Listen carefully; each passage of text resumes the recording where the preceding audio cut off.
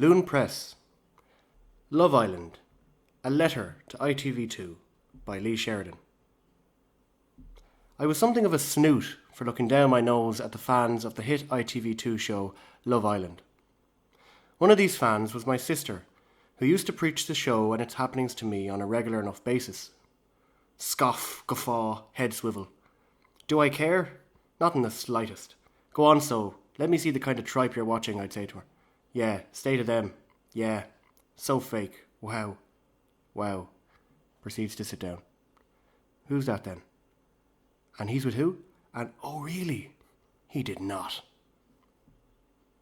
I am something of a hypocrite for formally looking down my nose at the fans of the hit ITV2 show Love Island. I am still of the opinion that it is pure muck, but my, what muck it is. 'Tis a guilty pleasure, and I justify it by telling myself that I am strictly, mind you, watching it for purposes that are purely sociological and anthropological, so that I may learn more about human nature in a fun way. Usually by inserting myself into the scenarios that the islanders get themselves into and imagining how I would have operated in that situation. Me who, as a teenager, was partial to getting most of his social cues from WikiHow, a fruitless endeavour that drove me to become more of a reject than I already was, but sure look it. But while I sincerely believe the developers of this show to be sociopaths, I also believe they might be geniuses, dare I say, artists. I say sociopaths because they have facilitated an environment that, while aesthetically beautiful and full of potential, is also hopelessly superficial and toxic. And this is what they have intentionally done, and we, yes, myself included, are more than happy to lap up that vulgarity and are even angry about it when we have to wait till Sunday night to find out what happens next. I was delighted and entranced by the drama caused during last night's episode 40 to be exact. The islanders were divided into their usual groups, boys v girls, and made to sit with popcorn in front of big screens and answer questions. Individuals of the group that answered either correctly or accurately were allowed to select a scene to watch, a scene that would generally incriminate their other half, so to speak. Some of the incriminations so far include being caught telling porkies, hanky-panky while at Casa Amor, and islanders confiding to other islanders that they might not be as keen on their partners as they're letting on to be. It's also juicy, but you can imagine the hateful accusations, the hurt, and the emotional harm it causes. But as my wise old uncle once told me with regards to novel writing, you must, in some way, be cruel to your characters. Peace is unfortunately boring. People often complain about God, saying, why would he create a world where evil exists? The same could be said of writers, film directors, or any other artist for that matter. Just think of the infinite depictions of the crucifixion. The islanders are sacrificial lambs that are being laid out on the altar of our television sets and laptop screens, all for our viewing pleasure, and God love them. But is there something we can learn about ourselves from watching this?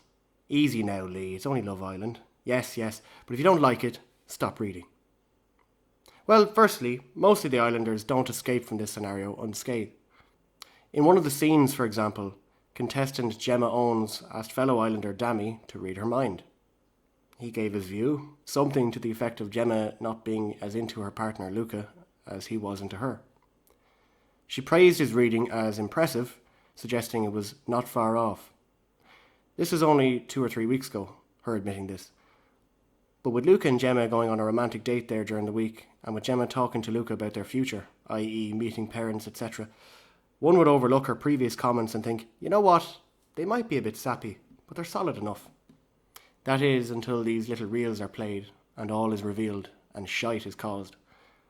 I suppose the biggest realisation, the biggest scandal, is thinking that what goes on in these incriminating clips is an aberration from the norm. What happens in those clips is perhaps the least superficial part of the show. It is people being at their most real, and every islander is guilty of a small crime, no matter how small.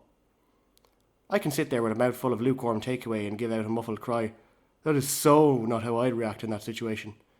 But it's easier said than done. We learn that the islanders, like all of us, are not unmalleable lumps of stone with defined thoughts or feelings. They are free, fluid, and adaptive beings, and we must remember that we only see an hour of their entire day. An hour! Could you imagine the other 23 hours of unseen footage? It'd be tedious to watch it all, though I'm sure there are some die-hard fans who'd happily watch the contestants stare into space, pick their toes, and snooze by the poolside. But to even conceive of that concept is enough to recognise the fact that no one, not even the Italian stallion Davide, is free from flaw.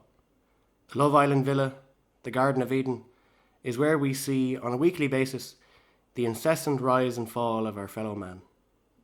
It is nothing new, and we shouldn't expect anything from the contestants, but more importantly, we shouldn't judge them either, because the likelihood is, if we were in their position, we would probably fall into the same traps and endure similar torments. We see suffering in every episode, but don't we just love it? Perhaps that's why it's called Love Island. To conclude, I'd like to offer a suggestion to the developers of the show.